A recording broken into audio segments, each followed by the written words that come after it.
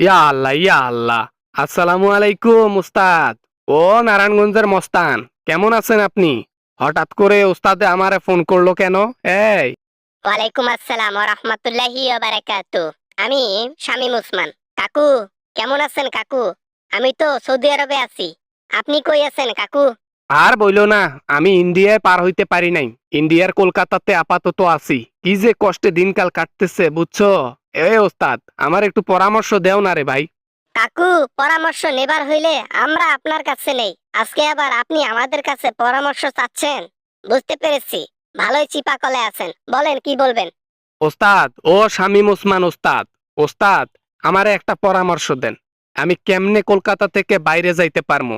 কোন দেশে কেমনে যাইতে পারমু, পরামর্শ দেন। কাকু, ও কাকু, আমি যে পরামর্শ দেব এটা কি লোড নিতে পারবেন আপনি? আমার তো মনে হয় না এই বয়সে এসে আপনি এই লোড নিতে পারবেন। আমারই কষ্ট হয়েছে অনেক। আরে শামীম, পারবো পারবো, তুমি একবার খালি বলেই দেখো না। আমি পারবো। আমার জীবন বাঁচাতে হলেও আমার যত কষ্টই হোক না কেন, আমি সব সহ্য করতে রাজি আছি। কলকাতার মধ্যে দেখবেন কোথায় লঞ্চ যাতায়াত করে, লঞ্চ, স্টিমার এগুলা যাতায়াত করে। ওখানে গিয়ে দালালের সাথে কন্টাক্ট করবেন, বুঝছেন কাকু? আচ্ছা আচ্ছা, বুঝতে পেরেছি। তারপর দালালের সাথে কন্টাক্ট করে তারপর কি করব? পরের পরামর্শ একটু ভালো করে দিও। আমাকে কি লঞ্চে করে সৌদি আরব বা অন্য দেশে যেতে হবে? ঠিকই বলেছেন। ওখানে গিয়ে দালালরে ধরবেন, ধরে বলবেন যে ভাই আমি অন্য যে দেশের কথা, যে দেশে যাইতে চান ওই দেশের কথা বলবেন, বলে 2, 4, 5 লাখ যত দেওয়া লাগে দেন। আচ্ছা, তারপর দিলাম দিলাম। ধরো যে দালালে চাইলো 2 লাখ টাকা, আমি খুশি হয়ে বললাম, যাও তোমার 4 লাখ টাকা দিয়ে দেব। তাও আমারে সহি সালামত অন্য দেশে পাঠাই দাও। হ্যাঁ কাকু, হ্যাঁ, এই তো ঠিকই ধরেছেন। টাকা পয়সার অভাব আছে আপনার, এমনিতেই বকশিস হিসেবে 2, 4 লাখ টাকা দিয়ে দেবেন। দেখবেন যে ভালোভাবে আপনাকে পাঠায় দেবে। তারপর কি বলি শোনেন। আরে লক্ষ লক্ষ কোটি টাকা অ্যাকাউন্টে পড়ে আছে, কি করব? যেভাবে তেভাবে, এভাবে এভাবে ওভাবে এভাবে সবভাবে নষ্ট করব। বোঝো নাই এত টাকা কেমনে খরচ করব? আচ্ছা কাকু, তারপর শোনেন।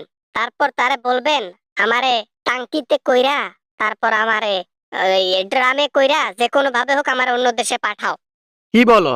দালাল চাইলো 2 লাখ টাকা, দেবো আমি 5 লাখ টাকা।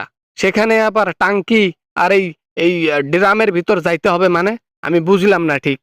কাকু, ড্রামের মধ্যে যদি যান আপনি ইতালি বা অন্য ইউরোপের কোনো দেশ, তাহলে আপনি কারো চোখে পড়বেন না।